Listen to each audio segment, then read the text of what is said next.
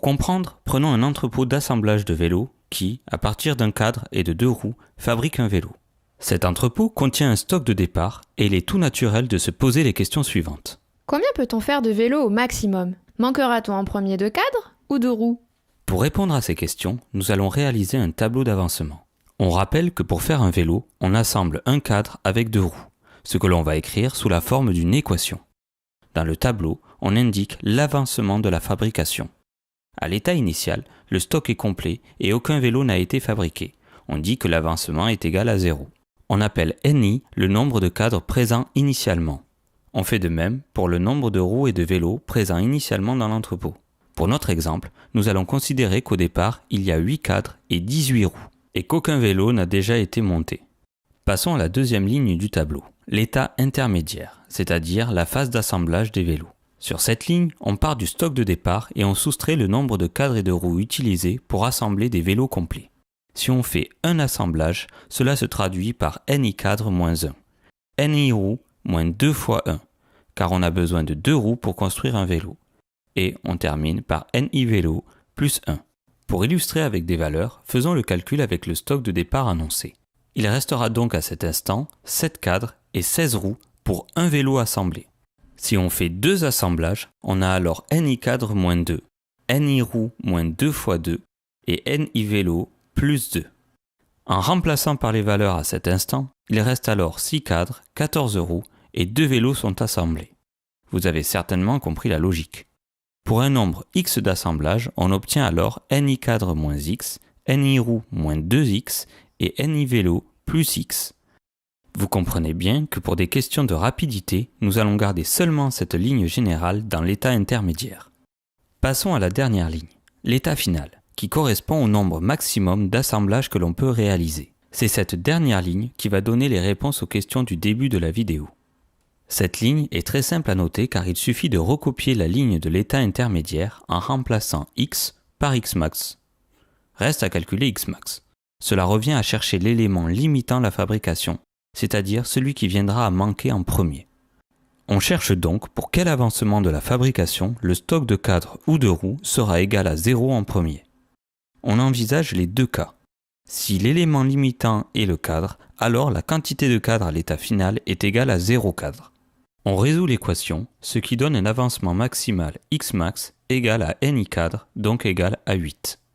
Autre cas, si l'élément limitant est la quantité de roues disponibles, alors à l'état final, il n'y aura plus de roues.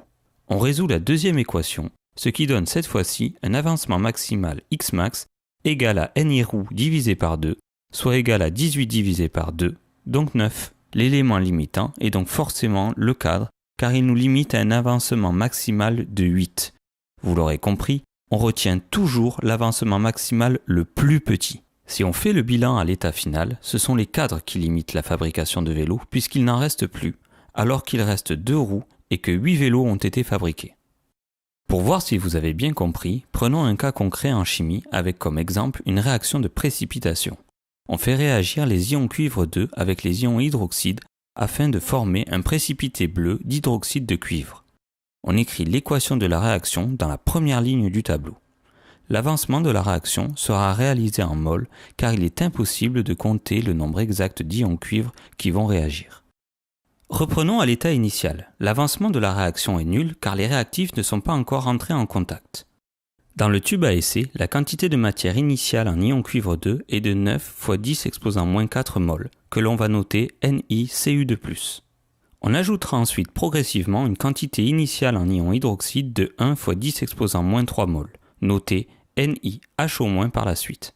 Afin d'éviter de surcharger le tableau d'avancement, nous allons principalement utiliser l'écriture littérale, c'est-à-dire avec les lettres, excepté pour le produit de la réaction à l'état initial, puisqu'il ne s'est pas encore formé.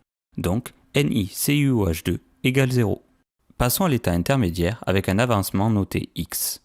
Comme vu précédemment, avec l'exemple du vélo, on part de la quantité initiale et pour les réactifs, on soustrait l'avancement sans oublier les nombres stoichiométriques.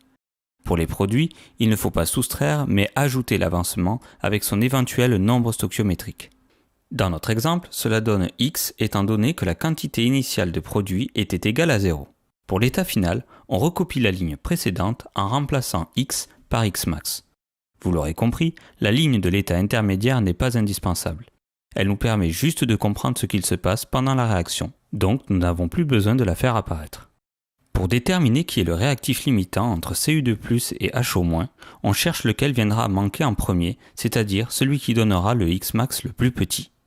Si les ions Cu2+ limitent la réaction, ils ne seront plus présents en fin de réaction et donc NiCu2+ moins Xmax est égal à 0. On résout l'équation et on trouve Xmax égale 9 fois 10 exposant moins 4 mol. Si les ions HO- limitent la réaction, ce sont eux qui ne seront plus présents à la fin de la réaction et donc NiHO- moins 2 Xmax est égal à 0. On résout l'équation et on trouve 5 fois 10 exposant moins 4 mol. Le Xmax le plus petit est 5 fois 10 exposant moins 4 mol, correspondant à HO- comme réactif limitant. En remplaçant dans le tableau avec la valeur de Xmax déterminée, on obtient les quantités de matière des réactifs en excès et des produits formés. Petite remarque. Si la réaction n'est pas totale, on dit qu'elle est équilibrée. On ne parle plus d'avancement maximal, mais d'avancement final. On remplace alors Xmax par X final. Dans ce cas, il n'y a plus de réactif limitant. On peut donc facilement comprendre que l'avancement final sera limité par rapport à l'avancement maximal, et cela se traduit par le fait que X final sera plus petit que Xmax.